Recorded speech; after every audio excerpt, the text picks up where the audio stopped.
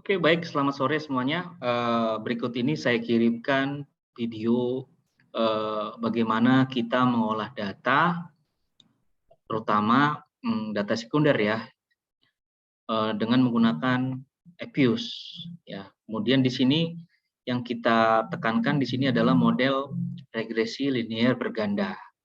Nah, kebetulan di sini akan saya share ini ada penelitian dari mahasiswa angkatan tahun lalu yang baru sudah. Ya, jadi dia meneliti tentang bagaimana pengaruh dari laju inflasi, pertumbuhan ekonomi terhadap pengangguran di Provinsi Sumatera Utara. Ya, jadi di sini dia memakai data sekunder yang diambil dari BPS Provinsi Sumatera Utara dengan penggunaan data time series dari tahun 2006 sampai 2020. Nah, sekarang kita akan mencoba bagaimana mengolah datanya dengan menggunakan Epius. Ya, oke. Pertama kali kita adalah mengklik tombol Epius di desktop kita. Ya, kebetulan sini saya pakai Epius 10, ada Epius 7. Kita klik, ya.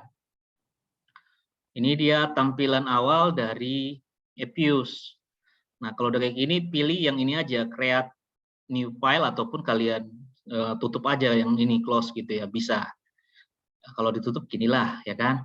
Oke, setelah itu yang paling cepat kita melakukan input data pada Epius itu quick, ya. Baru new dulu ya, new. Baru kemudian kita pilih word file. Nah, di sini tadi kita pakai data tahunan ya kan, dari tahun 2000 berapa tadi itu. Kebetulan di sini pakai tahun 2006 sampai 2020. Nah, ini pilihannya annual ya, annual dari 2006 sampai 2020. Kalian tulis datanya. Ini kalau data tahunan. Kalau kalian pakai data bulanan ya monthly, atau kalau kalian pakai data kuartalan quarterly gitu. Atau kalau kalian pakai data harian daily. Nah, kebetulan kita pakai data annual, tahunan ya kan. Atau kalau kalian misalnya pakai data kuesioner, yang di sini kalian rubah jadi unstructured ataupun undead ya, yang itu dirubah. Atau kalau kalian pakai panel, kalian rubah di sini balance panel. Nah, jadi kalau tampilan sudah begini, baru kita oke-kan. Ya, sudah oke-kan. Baru kita klik quick di sini. Nah, di sini kita klik pilihannya empty group. Jadi dengan mengklik empty group ini, nanti kita tinggal memasukkan datanya gitu, data-data dari variabel tadi kita klik ya, baru kita lebarkan ini ya sampai apa, baru kita kopikan yang tadi data tadi nih. Nah, ini jadi dari ini kita kopikan datanya ya, kita kopikan, pindahkan ke Epius di sini ya, baru paste. Nah, di sini kan kita belum dapatkan nama-nama variabelnya ya kan. Nah, yang share 1 ini apa? Tadi kita lihat coba share 1 itu adalah inflasi, share 2 pertumbuhan ekonomi, dan share 3 tadi adalah tingkat pengangguran. Nah, itu kita tinggal buat. Kebetulan share 1 itu tadi laju inflasi itu adalah X1 ya, X1. Jadi kita klik, kita ganti namanya jadi X1. Yes-kan aja ya. Ini pun juga X2 pertumbuhan ekonomi ya. Baru yang share 3 ini adalah variabel Y ya, variabel Y itu adalah variabel terikat. Kita yes-kan aja ya. Jadi ini X1 itu inflasi, X2 itu pertumbuhan ekonomi, Y itu adalah pengangguran ya. Jadi pengaruh X1 dan X2 terhadap Y, pengaruh inflasi dan pertumbuhan ekonomi terhadap pengangguran ya. Nah, kalau sudah kita input data-datanya, barulah kita akan melakukan yang namanya regresi atau kita meregres. Nah, kita pilih yang di sini yang paling atas quick, baru kita pilih estimate equation. Yang ini ya, yang estimate equation. Kita klik. Nah, di sini ada dialog box lagi. Lalu kita tulis apanya? Namanya spesifikasi modelnya ya. Kita tulis Y, C, X1, X2 ya. Nah, ini nggak usah di apa-apa lagi ya, nggak usah dirubah-rubah lagi ya. Baru kemudian kita okekan aja. Nah, inilah dia hasil output dari Epius ya, dari Epius. Nah, ini bisa kalian apa? Bisa kalian kopikan ke Word dengan cara mensorot ya, menyorot dari ujung ini sampai ujung ini gitu. Kita sorot baru kemudian kita kopikan. Setelah dikopikan, kita bisa pindahkan ke Word. Ya, data itu tadi. Misalnya seperti apa nih? Nah, kita pastekan di sini udah termuncul ya. Nah, inilah dia output tadi dari hasil olah data kita dengan menggunakan Epius. Nah, dari yang ini itu bisa kita pertama kali membentuk yang namanya apa?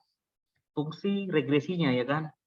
Y sama dengan tadi fungsinya A tambah B1 X1 tambah B2 X2 plus error term ya. Selalu ada ya error term ya, variabel pengganggu. Nah, ini baru kita untuk membuat sebuah regresi, kita lihat ini ya, ininya nih. Koefisien itu untuk membentuk ini fungsi regresi ini gitu. Jadi nanti kita bisa membuat fungsi regresinya itu adalah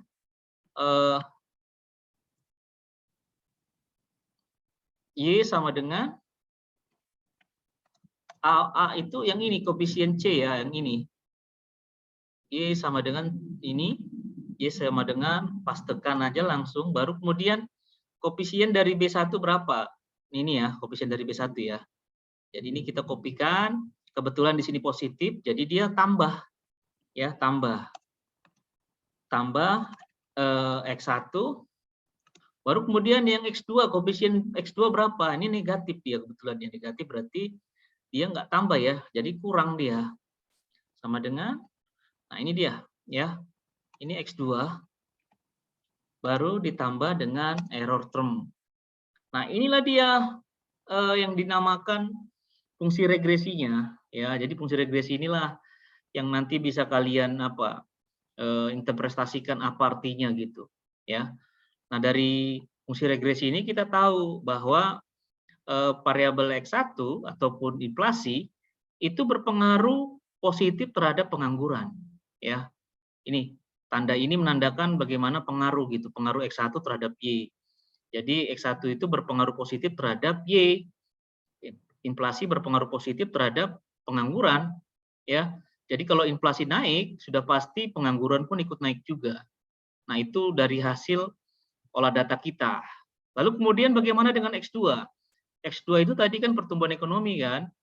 Nah, di sini kita melihat bahwa pertumbuhan ekonomi itu berpengaruh negatif. Ya, ini negatif ya kan? Karena dia negatif berarti X2 itu berpengaruh negatif terhadap Y.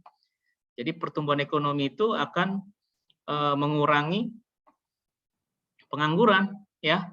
Jadi kalau pertumbuhan ekonomi meningkat, pasti pengangguran akan turun. Ya, ini dampak dari hasil olah data itu. Jadi dari tabel yang ini, koefisien itu, kita bisa melihat atau membuat fungsi regresinya. Dan kemudian yang selain kita lakukan pembuatan fungsi regresi itu, baru kemudian kalian bisa juga melakukan yang namanya uji asumsi klasik ya, uji asumsi klasik. Nah, di situ ada yang namanya uji normalitas ya, uji normalitas. Baru kemudian ada uji multikolinearitas. Ya. Baru kemudian ada juga uji autokorelasi. Ya, uji autokorelasi. Dan juga ada juga uji heteroskedasitas ya.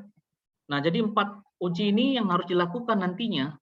Ya, kalau kalian memakai yang namanya data sekunder ya kan, terutama data-data time series. Usahakan lebih dari 15 kalau bisa. Ya, 30 lah normalnya. Ya, di sini. Baru kemudian kalau kita sudah melaksanakan uji asumsi klasik, kalian bisa melakukan uji hipotesis, ya. Uji hipotesis itu apa aja, Pak? Uji T, ya. Uji T itu untuk yang namanya uji parsial, ya. Jadi kita melakukan pengujian bagaimana satu persatu antara variabel bebas dengan variabel terikat. Bagaimana sih pengaruhnya? Gitu. Pengaruh X1 terhadap Y, pengaruh X2 terhadap Y. Nah, itu namanya uji parsial secara satu persatu gitu, ya. Baru kemudian uji F. Uji F itu adalah uji simultan, ya. Jadi uji simultan itu artinya kita melakukan uji itu dengan secara bersama-sama. Jadi X1 dan X2 digabung menguji terhadap Y bagaimana pengaruhnya. Apakah signifikan atau tidak, ya. Jadi sesuai dengan hipotesa yang kita buat di bab 2. Ataupun kalau di artikel ilmiah kalau nggak ada hipotesisnya ya tapi kita tetap melakukan uji ini gitu. Baru kemudian yang ketiga adalah namanya koefisien determinasi. Uji determinasi ya, bisa juga dibilang uji determinasi. Koefisien determinasi atau namanya R-square.